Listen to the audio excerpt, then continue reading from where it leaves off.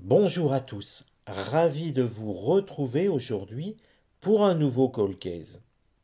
Ce call case, à la demande de Patrice, il va être consacré à Kurt Cobain, leader du groupe Nirvana. Ce groupe, au moment de la mort de Kurt Cobain, était en pleine ascension. Kurt Cobain a été retrouvé chez lui mort le 8 avril 1994. À côté de lui, une lettre. Elle est adressée à son ami imaginaire qu'il avait pendant l'enfance. Avec une phrase: mieux vaut brûler franchement que s'éteindre à petit feu. Alors ce que je vous propose, c'est de regarder avec les runes qu'est-ce qui se passe avec la mort de Kurt Cobain.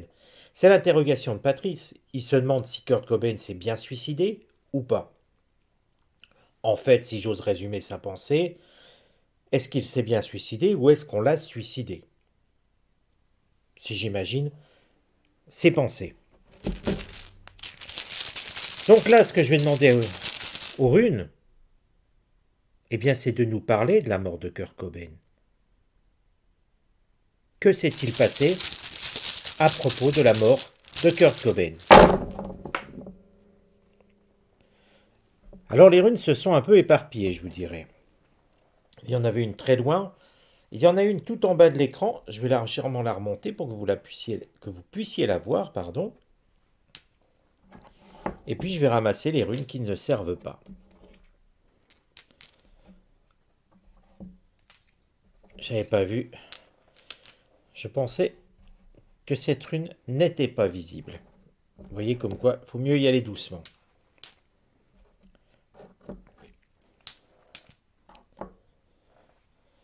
Alors, prenons toujours un petit peu le temps d'observer. Aujourd'hui, si on regarde, on a un trait épais et un trait plus fin, qui viennent se croiser presque perpendiculairement. Deux trajectoires différentes. Deux trajectoires, mais une trajectoire qui se rencontre ici. Il serait intéressant de voir ce que veut dire ce croisement. Parce que, regardez bien, on a beaucoup de symétrie ici. Un trait, deux parties de 3 de chaque côté. Très curieux le positionnement des runes.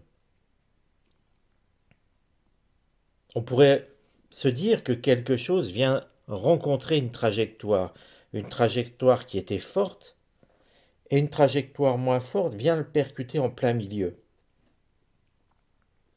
Il y a un avant, un après. Mais ce qui me choque le plus, c'est cette percussion en plein centre. On va commencer le tirage et puis on va essayer d'analyser un petit peu au fur et à mesure ce que les runes souhaitent nous dire. Alors pour une fois, c'est vrai que d'habitude je tourne toujours comme ça. Mais vu le positionnement des runes, j'aurais tendance à lire cette partie-là, ce trait ici et cette partie-là de façon différenciée. On va voir où ça nous mène. Mais vous voyez qu'il ne faut pas partir avec les runes avec des idées absolument préconçues. Il faut se laisser un petit peu guider à la fois par l'intuition, à la fois par les runes, on n'a pas le choix. Et puis, bien observer. Je vous le dis souvent. D'ailleurs, à ce titre, j'aimerais bien savoir si parmi vous, certains se sont mis aux runes. Savoir si vous rencontrez des problèmes, comment vous les interprétez. Je suis toujours un petit peu curieux de voir comment chacun peut travailler avec les arts ésotériques. Pas les voyantes de YouTube, mais vous. C'est vous qui m'intéressez. C'est votre façon de faire, votre façon d'appréhender les supports, en l'occurrence les runes. Et n'oubliez pas, sous la description ici, dans la description de la vidéo, où pointez mon doigt, vous trouvez dans la description de quoi soutenir la chaîne financièrement, parce qu'il y a toujours besoin de vous, mais aussi des PDF gratuits à télécharger. Mais commençons. Commençons avec les runes et je vais les mettre de façon qu'elles soient lisibles.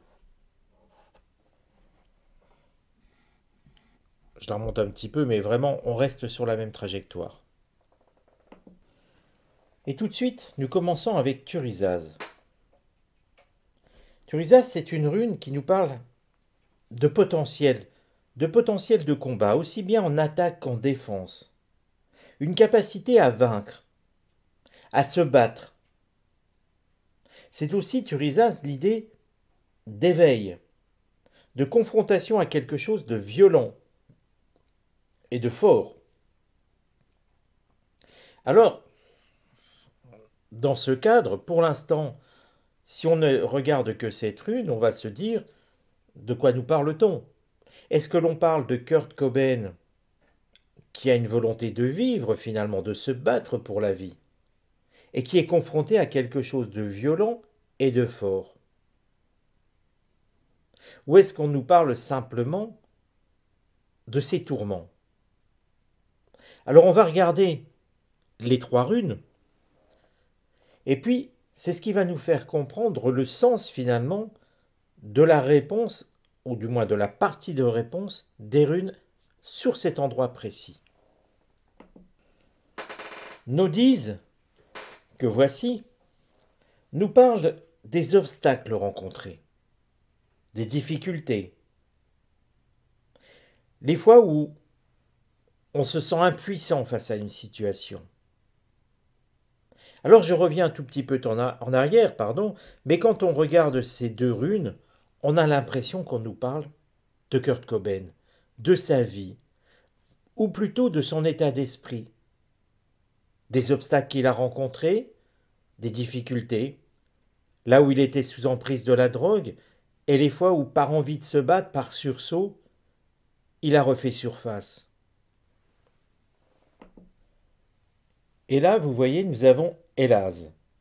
Élaz, c'est l'esprit d'un gardien, de quelque chose de... Il y a une idée de protecteur dans Élaz, mais c'est aussi l'idée d'un ami spirituel, de cet ami imaginaire qu'il avait, tout simplement. Et là, on est en train de nous parler des derniers instants de Kurt Cobain. Il y avait une forme de résignation, mais en même temps l'envie de se battre, en ayant en tête en même temps son ami imaginaire. Tout semble se confronter dans l'esprit de Kurt Cobain. Tout semble se mélanger en un dernier instant, comme s'il revoyait finalement le fil de sa vie. Alors pour l'instant, ça ne répond pas à la question de Patrice. On y voit plus l'esprit de Kurt Cobain et tout ce mélange qui se fait dans son esprit, dans sa tête, entre l'envie de lutter, de se battre, et la résignation, et presque l'envie de parler à son ami imaginaire, comme s'il cherchait un refuge. Féhu que voici nous parle d'une trajectoire d'un projet en cours. Alors ce qui est intéressant, n'oubliez pas ce que je vous ai dit, nous avons un chemin et quelque chose vient le percuter ce chemin, le traverser. Féhu, c'est un projet, comme si ce projet venait percuter la vie de Kurt Cobain, les intentions de Kurt Cobain. Et Hiera ici, qui est une rune qui nous montre des retournements de situation, quelque chose que l'on pourrait dire imprévu, en tout cas d'un œil extérieur. Kenaz, que voici, Kenaz, c'est l'idée de que chacun trouve sa place. Le mental pour les techniciens, les ingénieurs, le spirituel pour les magiciens et l'enseignant, le social pour l'homme politique. On a l'impression que chacun doit trouver sa place. En réalité, on a l'impression qu'avec Féhu, Hiera, Kenaz, un projet plus posé, vient percuter la vie de Kurt Cobain. Kurt Cobain, je vous le rappelle, outre être finalement très torturé ici, on nous le voit, était quand même quelqu'un qui était sous l'emprise de stupéfiants très régulièrement. Il oscillait entre crises de drogue et de désintoxication. Ce n'était pas la vie la plus stable que l'on pouvait espérer pour quelqu'un. Or là, on a l'impression que, eh bien, quelque chose vient le percuter de plein fouet. Mais quelque chose qui ne le concerne pas. Alors, c'est pas qu'il ne le concerne pas directement, c'est que lui ne souhaitait pas pour lui, visiblement, ou n'était pas capable de se l'appliquer. Mais ça vient le traverser au sens d'une flèche, d'une lance ou d'une balle.